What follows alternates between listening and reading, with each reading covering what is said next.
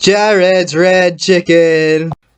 Hello, I am Jared, and this is my fried chicken recipe. I decided to put the taste test at the beginning of the video, so you know what you're getting. This is the fried chicken. This is the amount I've made in about 2 hours. This is one that I've cut up and already eaten. This is just to show you what you're getting. Crispy. If you drag the back of a knife over your chicken and it doesn't make that sound where you hear the knife and the crispiness, it's not crispy. So let's just cut it in and see what you're getting. You see the steam coming off?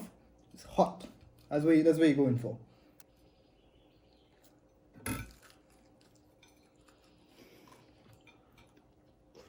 Exactly as I want it. The chicken is juicy, the skin is crispy, it all holds together exactly as I want it to. This kind of breaking up of the skin, this only happens if your skin is extra crispy the way I want it. And the inside is so juicy that the seam is still coming off. This is a recipe you need to try. This is my favorite recipe. It's called the Jared Red Chicken. It is not red. I have explained why during the video. That's alright.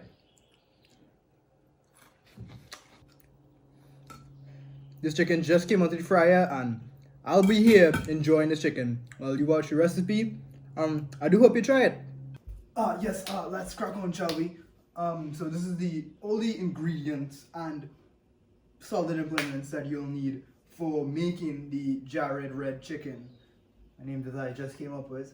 So it's really in three parts: the cooking of the chicken, well, the sous videing of the chicken, the breading of the chicken, the frying of the chicken. There's a fourth part, eating of chicken, but we'll cover that today. So let's get on with the sous vide of chicken, right? I'm not going to have the chicken thighs right here with me because this part will take a little while and it's in the fridge. So just imagine a bowl of seasoned chicken thighs, right? This is what the chicken thighs are already seasoned, quite possibly brined for a day or two, right? I'm 20 years old. I can't season chicken that well. My mother did it for me. I'm not afraid to admit that I'm not specialized in seasoning chicken. It is in the fridge now, and it's also the way already, right? So we're not actually going to use a sous vide machine. We're going to manually sous vide it, and also have the secret ingredient of this instant thermometer. It's not exactly a thermometer designed for cooking, but it's really a multimeter designed for engineering purposes, and has a thermocouple instead of some other kind of method of measuring temperature. It goes from -42 to 2000 degrees, so I'm sure it was going to be used for cooking in this instance. So thermometer, important part. Big pot, very big pot, to put the bag to sous vide the chicken in. This plastic like this usually melts at around 90 degrees Celsius. We're going to be cooking the chicken at 55 degrees Celsius. So the issue of the bag melting is not an issue in this instance, right? So if you want to see how sous vide works, just skip ahead, but this is just the two breakdown, right? So you want a bag big enough to hold the chicken, and at the same time small enough to fit in the pot that you will be sous vide the chicken in. You need a little bit of olive oil well, this isn't an entirely necessary step, but you put a little bit of olive oil in this bag just to give it a little bit of flavor that the olive oil will impart into the chicken while it is being sous vide. One part for the breading station is you need 2 plates, I prefer identical plates, and a bigger plate to actually put the coated chicken tenders on.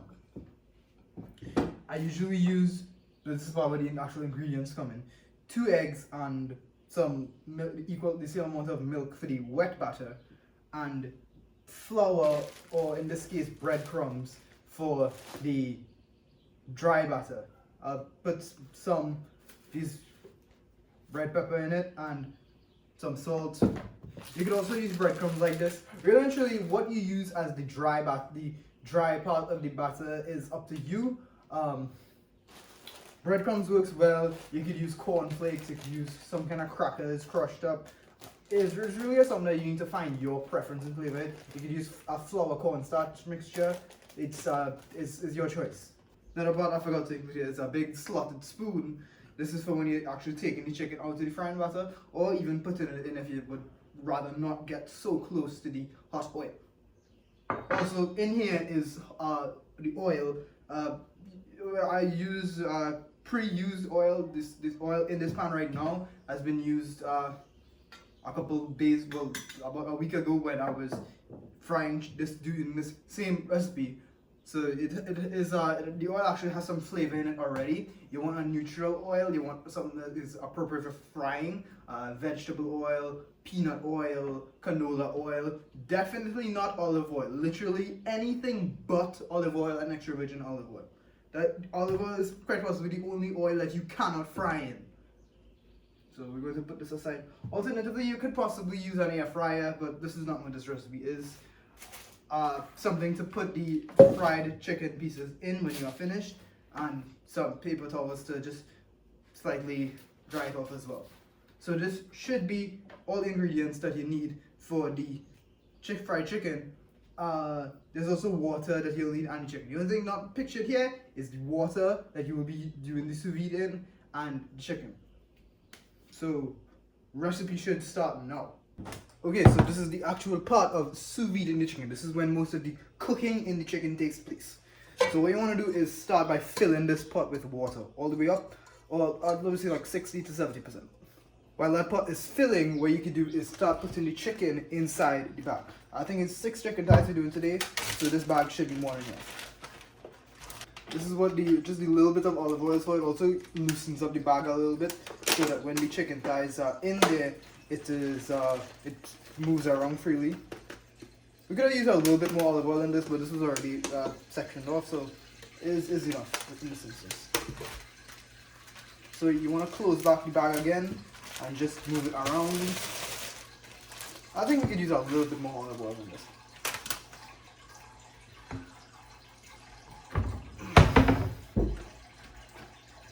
Yeah, as I said before, it's not a lot of oil. Oil is just a touch, and this one was probably just too much olive oil, but it's already in there.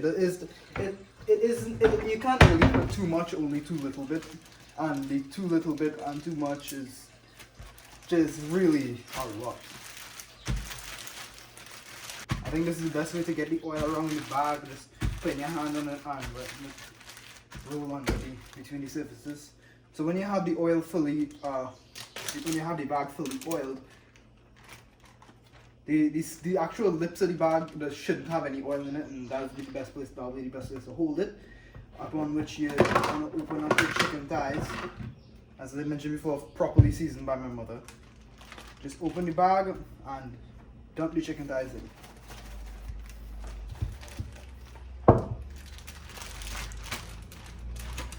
Don't worry that there's a lot of air space in the bag at the moment. Just try to get out what you could. So as you can see, there's still some air space in the bag. That we'll deal with that shortly. But let me just get this out of the way. This does have raw chicken. This has been in contact with raw chicken, so you will need to wash this as soon as you can. Salmonella is the biggest issue in this recipe. So I have the bowl of water, the pot of water filled up around halfway to like say 60%. So what you want to go and do is light the stove. This is a gas burner stove, so it will be different to an electric stove. I've never used an electric stove, so I'm not sure how that works. We're cooking the chicken at 55 to 60 degrees. That is usually the temperature where chicken is the most juicy, the most moist internally. That is what you want. So right now we're at a temperature of 32 degrees Celsius. When we put the chicken in there, the temperature will significantly drop. You have the option that you put the chicken in and while the temperature is still raising. So there's a little bit of pre-cooking that occurs while the temperature is raising, and then you time it until the time where the temperature is at the temperature that you want it. Alternatively, you can wait for the temperature to reach where you want it to, then put the chicken in. You'll see the temperature drop, and then you'll adjust the heat and the position of the pot on the burner to maintain the thermal equilibrium that you desire. While the temperature is raising and the water is not hot at the moment, what you can do is put the bag in the water and just slightly turn it. This way all the air escapes, and well, not all the air, but as much air as you can get. So I added a weight to the bag in the form of a small ceramic bowl. It's perfectly fine to use a weight to keep the meat in the bag down, as long as the what the weight could take the temperature. This see the bowl is almost falling off. This is really just our balancing act, just to get to stay on top. So right now temperature is at 40 degrees, so we want to keep it at 55 to 60 degrees for 30 minutes. That is the cooking time we're going with. 30 minutes to cook the chicken. It's best to get the thermometer somewhere in the middle of the bag. That's why it's best to do this this fold. That's where you can get a point to measure really in the center of the chicken. When you sous vide it like this, you really cook the chicken as one. That's why I think this is the best method. So we're gonna, and when you allow the temperature the chicken to rise along with the water, or really the temperature to water to rise along with the chicken, you get there's no need for to account for the temperature drop when you put the chicken in. I prefer to do it like this. I know some people would prefer to put the chicken in and account for the temperature drop. This way, as you see it falling again. So when the chicken rises, when the water temperature rises to 55 to 60 degrees Celsius, you want to cut the heat, or you want to there's a way you can do this where you move the pot almost off the burner. That works as well. What you want to do is create a thermal equilibrium, the same way that a sous vide machine does it. I do not own a sous vide machine, and I almost do not intend to buy one because I can do this as well as I need to. We're going for 30 minutes. I've never done it with anything under 30 minutes. I've done it even almost as long as 2 hours. That is the sous videing is, I think, and I just realized this fell off again. Really and truly, there's any way that you could get the chicken to be completely immersed in the water is fine. You just want it to not be in contact with you just don't want the plastic to be in contact with these edges of the pan, in which case it will melt, because I'm not exactly sure why that happens, because the pan shouldn't cross 60 degrees, the pot should not cross 60 degrees. It happens, so just ensure that the plastic of the bag does not touch the sides of the pan. It's perfectly fine if it touches the bottom of the pan. So it's already at 55 degrees Celsius, so in which case I would, if I was doing the method where I move the pot off the burner, I would start doing that now, but I'm just going to control the burner. If you're using a smaller pot, there'll be a lower rate of heat loss, in which case you might need to do move the pot off the burner. But since the pot has such a small, large opening, the rate of heat loss is much greater. In which case the heat absorbed by the fire is by the fire on the lowest setting may or not equal the rate of heat loss by the surface of the pan. So when the temperature reaches 55 degrees Celsius, you want to try to see which one balances the temperature better. So it's at 54 degrees right now. So what I'll do is I'll turn the heat to its lowest setting, and if the temperature continues dropping, then I'll know that it needs more heat to keep it at the temperature. And if it keeps rising, I'll know I'll need to move the pot off the burner just a little bit to keep to maintain the temperature. So it's rising slower than before because I killed the heat.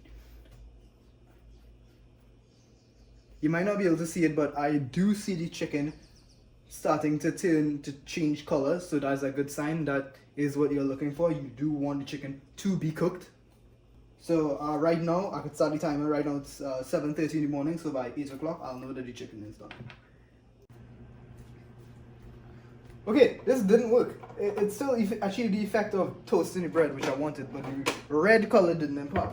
Luckily, I stole one of my mother's snacks, which is something similar to Cheetos. I hope it's just as red. Let us examine it. It's not as red. In fact, this doesn't even look like what it was on the cover. But I'm still going to grind it up to hopefully get some of the red color. It's not even as orange as this, so it probably won't work as well. I am still hopeful. Part of cooking is trying new things. I have these 3 cups here. This will be used to store the different breadings that I will create by grinding things up using this food processor. Another one of the things that I forgot to show in the ingredients breakdown. One of my favorite things to use in breading is cricks, or any kind of wheat cracker. While the food processor does break it up to a fine kind of dust, it will be helpful to just break it up a little bit before you put it in. Usually this amount should be good enough.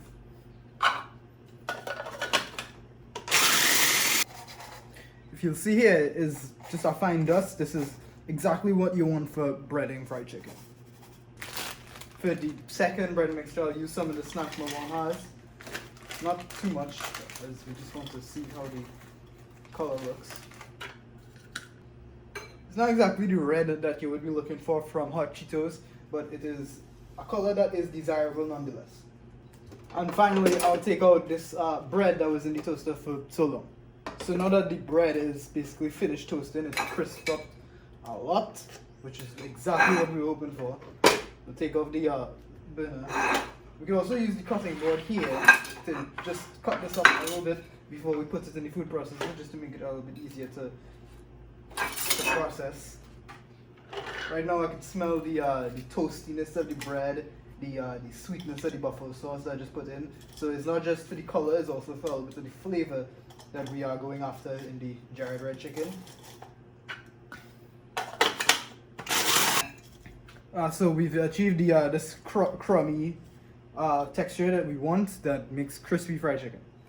So in a very short time, we've achieved 3 different breadcrumbs, you could say, that, well, you can mix it how you wish to achieve any crispiness, any flavor that you desire. One is just a pure crisp, one has a little bit of flavor, a little bit of bready kind of scent to it, and the buffalo sauce that we put in earlier gives that kind of sweetness to it. And one is just cornmeal from a snack. Switching over to the sous vide side, the 30 minutes is up. Temperature was 55 degrees by the end of it, which is basically what we wanted. Turn off the thermometer, rest on the side. You take off this. This water is still hot, so it's best to handle it with some kind of implement. I'll just use my hands. The bag should feel softer. That is because it was heated for a while. You could just rest this in right in here, and then we'll go over to the sink to show you how you handle it from here. Okay, we've just taken the chicken off from the sous vide. This is fully cooked chicken. No need to worry about salmonella anymore at all. When you open this bag, it shouldn't exactly smell good. Sous vide chicken does not smell good. I will reiterate that. When you sous vide chicken, you're really supposed to eat it. You're supposed to do something with it after. You're not really supposed to sous vide chicken and then just eat it like that. It is perfectly edible to do so. So this is fully cooked chicken. You could handle this with your hand. Do not need to worry about salmonella anymore. So in this recipe, we're going to do the whole boneless chicken thighs. So in this stage, you don't really need to use a knife. If you would like to make chicken fingers or chicken nuggets or popcorn chicken, you could cut it up very small, any size you wish. However, the size, when you do it larger, there's less surface area to volume ratio. So for the same amount of chicken, you need less breading. I'm not saying that's what we go in for, but that's what I'm trying to achieve today. So there's four spaces, I guess. The uncoated chicken, dry batter, wet batter, and then plate. Plate is for when you finish breading it. You could do 1 breading or you could do 2 breading. I usually like to do 2 today. I think I might just do 1 breading. So to set up your dry breading, you could throw any mixture of the 3 things we've created earlier. I think I'm gonna throw half of the crackers and half of this kind of snack that mom bought. I'll just use a fork to mix it up, to incorporate it. I think I might throw a little bit of salt in it as well, because you want the outside of it seasoned.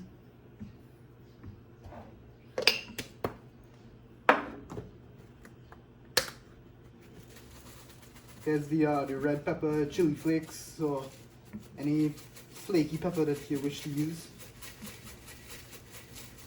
You really need to throw a lot of this to really get the taste in it, or to get the color or anything. Think of it as salt. Think of it as anything but salt. You need a lot. So what we're doing here is just mixing it around, make sure all the subcomponents are equally introduced to each other. And since this cup does not have anything anymore, I just put the rest of these 2 ingredients together. You could go ahead and just break this egg in here You don't have to break the eggs in something separate, but it's just to make sure that you don't get any shells in. This is going in the bin. I can just drop the eggs right here. So that's one egg, and then around the same amount in evaporated milk.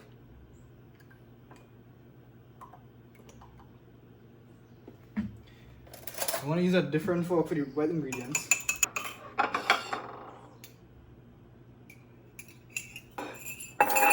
So this is your wet and your dry batter setup. Some people will tell you that when you're doing fried chicken, you do the dry batter, then the wet batter, then the dry batter if you're doing double breading. I personally think that chicken, when you finish cooking it, is dry, so I usually go wet batter first. What I'll be doing is the wet hand, dry hand method of coating chicken. I think this method is best because it keeps your hands from getting that, well, fully breaded when you're doing it. So one hand one hand picks up the chicken, and puts it in the wet batter, coats it, and then when it's finished in here, put it in there. And then you see a little bit of dust goes on the hand. You're trying to minimize that. Then you take your other hand, the dry hand, you put some on and do what I call creating a handle. That allows you to pick it up without getting your hand wet and dry. Now, even though the name of the recipe is Jared's Red Chicken, it looks orange. And that's alright. Sometimes people make mistakes, right? The important thing is to never give up and to just be proud of what you've done and try for better. So this is a single coating, right? You never want to start double breading right off the bat. If you are a home cook and you're not cooking for a restaurant purpose, and you're not specifically making double battered, it's alright to do a single batter, and if you have more remaining batter, do a second round of batter, right? So this is second piece of chicken. Wet hand picks up the chicken. Just get fully incorporated into this wet batter. If some of the seasoning knocks off, that's alright. If it was brining for a sufficiently long period of time, the seasoning is already in the chicken. See, so this is another piece of chicken, single coated. This was important to keep everything separate, right? So the third one going in. This is a suspiciously large chicken thigh. Nonetheless, I will not separate it. I like the whole chicken thighs.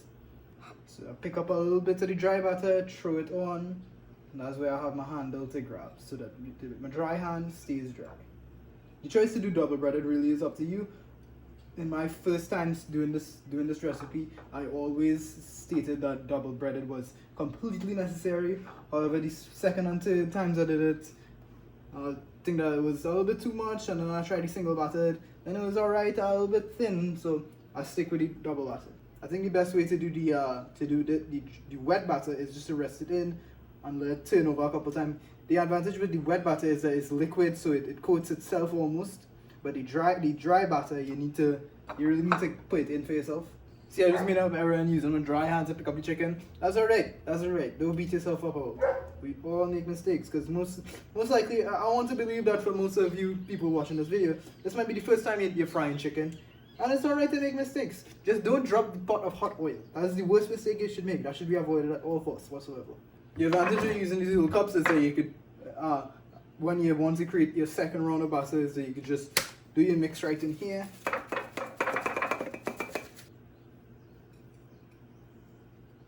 So just throw in the rest of the batter. It's alright if you make a mess. Just make sure you clean up after before your mommy reaches home.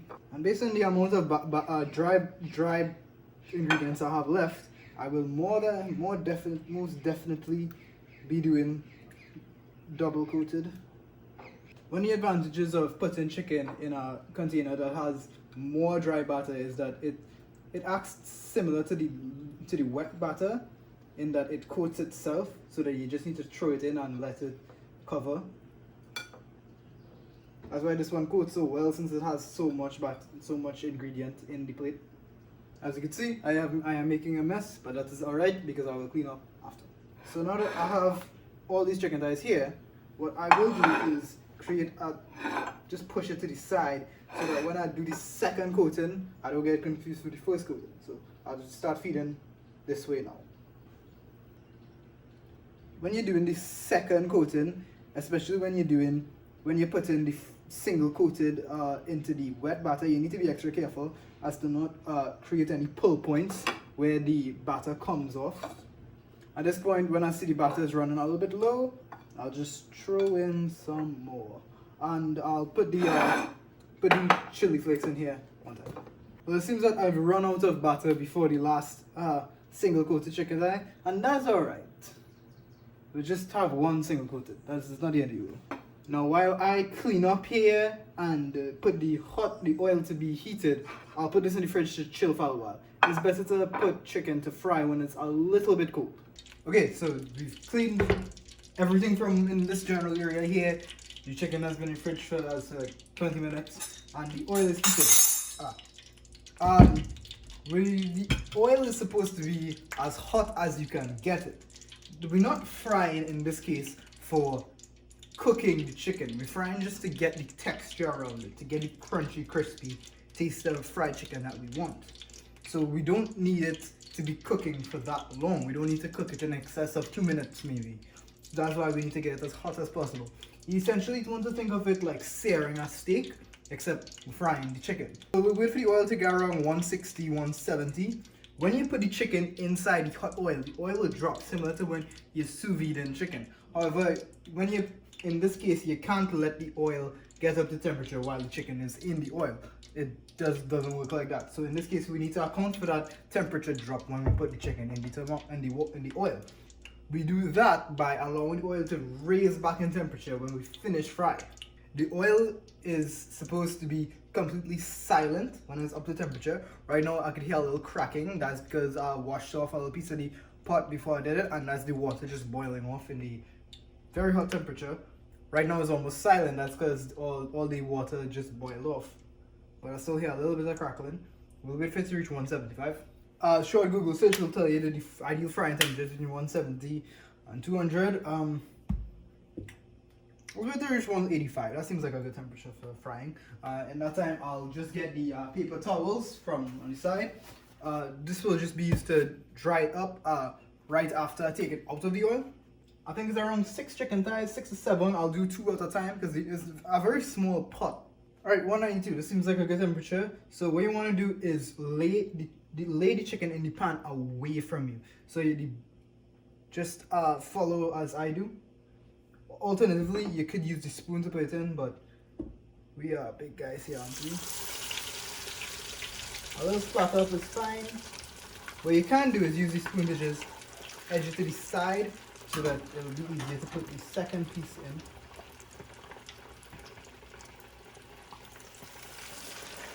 And we're letting this go for 2 minutes. That bubble in the oil is fine. That's some of the moisture of the chicken leaving. Notice the extreme temperature drop that was noticed when we put the chicken inside. That's perfectly fine. Just make sure it reaches back up to temp when you take it out. After about a minute to 30 seconds has passed, you want to just turn it or just slightly agitate it so you can check. And notice that on one of the pieces there's a certain section of where the skin came off, where the breading came off. That's perfectly fine. Just as long as not too much comes off. Alright, that's been 90 seconds. It could take between 90 seconds to 2 minutes. I'll just examine the chicken. That looks good. So we'll just straighten it on the side of the pan. This is what the slotted spoon is needed for. And we take that out. And the other piece. This comes out as well. As you can see, this is a much larger piece.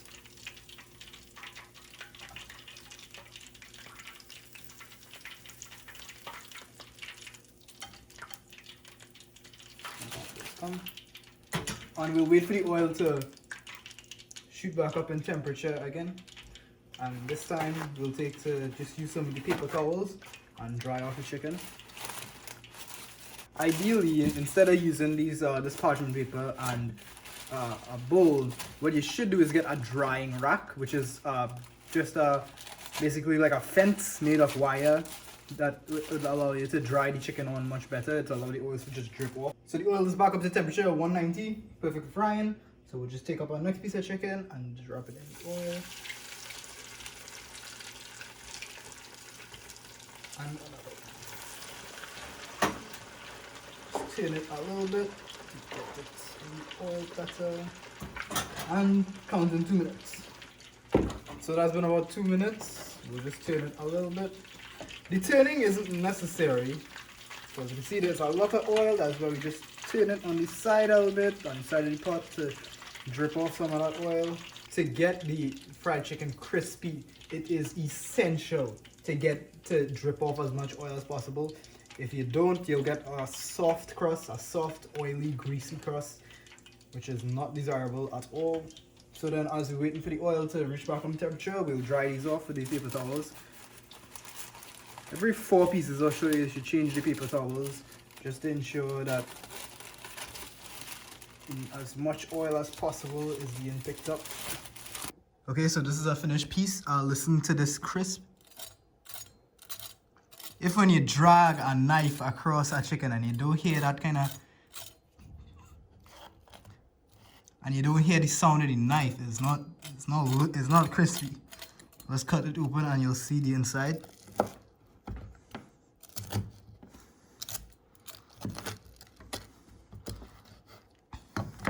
So you can see that it's cooked end to end from the sous vide, and the outside is nice and crispy from the frying at 190 degrees Celsius.